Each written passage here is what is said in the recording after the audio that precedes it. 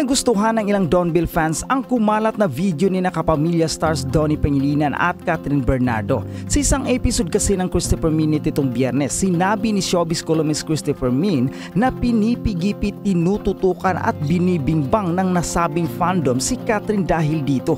Matatanda ang hinaluan ng mali siya ng isang netizen ang paglapit ni Donnie kay Catherine sa resepsyon ng kasal ni Robbie habang sumasayaw ang aktres. Pero sabi ni Christy, ano naman daw ang masama kung ini-entertain ni Donnie Pangilinan itong si Catherine Bernardo.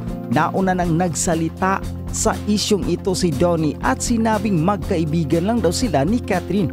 Pati ang ikinasal na si Robbie ay nagbigay rin ng pahayag at nilinaw ang tungkol sa kumalat na video ni na Catherine at Donnie para sa ikapanatag ng lahat. Samantala, laking gulat ng mga netizen nang mapag-alamang bukod sa ex-jowang si Daniel Padilla, inunfollow na rin ni Asia's outstanding star at kapamilya star Catherine Bernardo sina Liza Soberano, Jillian Vicencio at Julia Barreto. Napaisip tuloy ang mga netizen kung bahagi lang ito ng moving forward ni Catherine o sadyang naglilinis lang siya ng following list. Kung si Jillian, matatanda ang naugnay ang una sa isyu ng hiwalayan nila ni Daniel, bagay na nilinaw naman kaagad ni Jillian. Huwag daw siyang idamay sa intriga dahil wala siyang kinalaman dito. Ngunit ang pinagtataka ng mga netizen, bakit pati si Liza at Julia Barreto ay initsapwera na rin ni Catherine? Pero kasi ang totoong tanong dito, nakafollow nga ba si Catherine sa Instagram account ng dalawa? Kung totoong in-unfollow man, ano nga ba ang intensyon at may issue ba rito? May mga netizen pang nagsasabi na ending careers na raw sa mga nabanggit na kapwa celebrity na in-unfollow niya. Matatanda ang nauna ng in-unfollow ni Catherine ang pinaka nakakaladkad sa kanilang hiwalayan ni Daniel na si senior high star Andrea Brillantes. Una, si Daniel Padilla. Tapos, itong, alam mo, marami rin nagtataka, di ba? Di ba nagsabi na nga sa kanya yung girl na wala siyang kinalaman at pinuri pa siya ni Catherine, di ba? Nire-post pa ni Catherine. Oo. Ano sa palagay mo? Bakit pati siya in-unfollow? Yung girl. Naku, para lang siguro lang matapos na lang talaga lahat para wala nang koneksyon sila. Ang iniisip nga ng marami na bakit unti-unti daw ang pag-unfollow ng mga ito, hindi isang bagsakan. Baka sa susunod daw sino naman ang abangan natin i-unfollow ni Catherine. Okay, eto na. Napadamay nga si Julia Barreto at saka itong si Liza Soberano, di ba? Ang tanong ng bayan ngayon, bakit pati sila? Ano ba ang koneksyon tungkol sa ginawa sa kanya ni Daniel Padilla? Okay, eto na. Marami nagkukwento, ito pala kasing si Julia Barreto ay kaibigan daw, best friend yata ng kapatid ni Daniel na si Maggie. So may koneksyon. Ito namang si Liza Soberano, dati naman na niyan hindi talaga pina-follow si Catherine, kaya bakit siya ipa-follow ni Catherine, di ba? Eka nga natin, di ba? Hindi bali ng iilang kaibigang pinagkakatiwalaan kesa sa marami na hindi mo naman po pwedeng ituring na kaibigan talaga, di ba? Kung parami lang ng pangalan sa listahan. Parang ganun. Ay, bakit ano yan? Ay, ano yun? May nakita ko kay Julia Barreto, parang ang laki-laki. Ano yun? Di ba? Bon, pakirolyo nga ulit yung isang footage na ay, kasi di ba ang laging pinapansin sa kanya, wala siyang bubay, di ba, kay Julia Barreto. Pero bakit ngayon nakita ko, ang laki-laki, parang ano, may mga uso. May uso kasi mga brasier ngayon, di ba? Yung parang iniaangat sa ilalim, Pero wala namang balita na siya ay nagpagawa, di ba? Wala namang kwento na nagpagawa itong si Julia Barreto. Siguro pinaghandaan niya ito doon sa pelikula nila ni Aga Mulak, di ba? Okay, balik na tayo dito sa issue na ito. Okay, ano sa palagay mo? Ikaw mula sa puso, ano ang komento mo tungkol dito?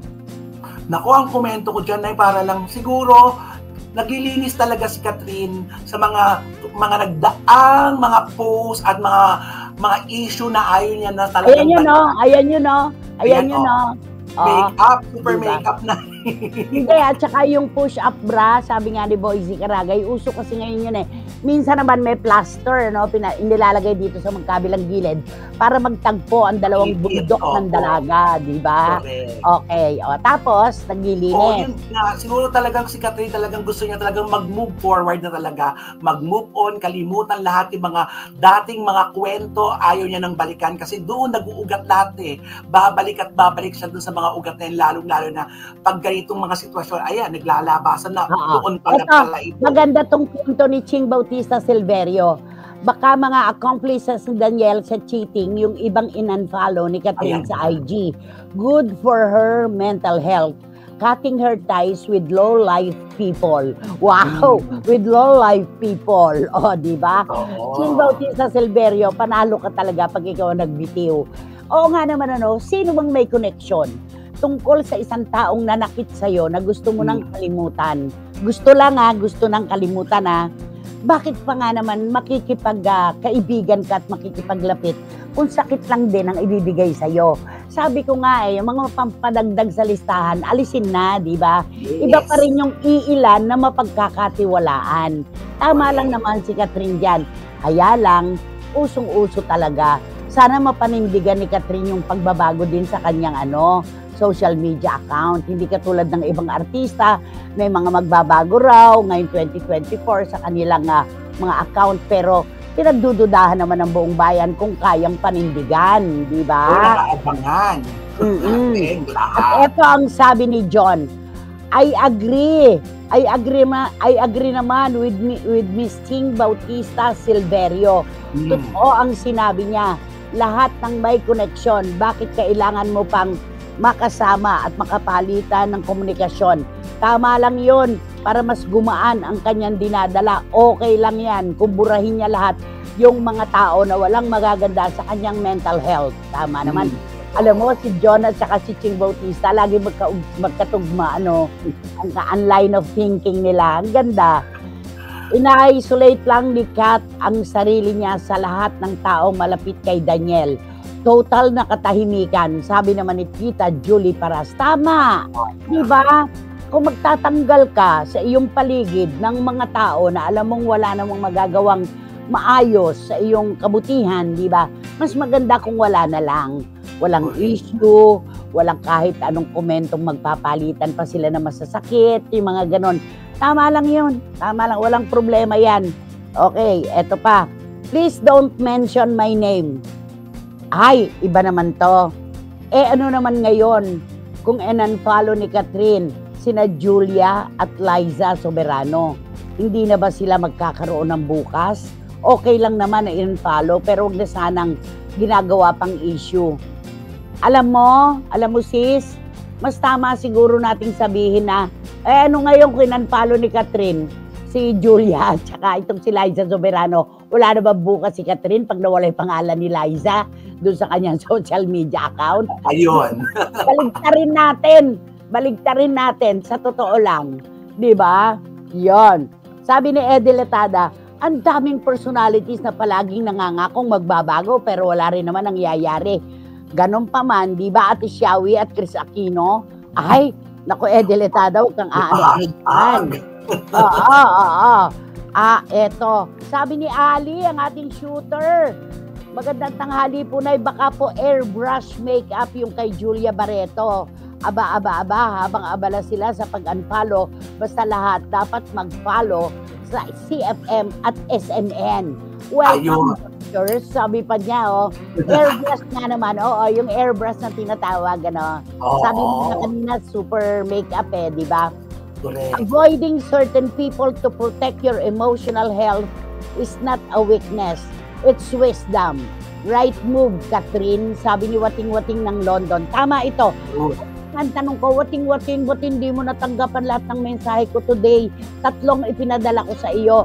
Tatlong mensahe yun. Isang paikot, isang pang CFM, at isang maganda pang mensahe tungkol sa pakikipagrelasyon. Pareho kayo ni Batang Maynila to, hindi natatanggap yung text ko. Bakit kaya? No.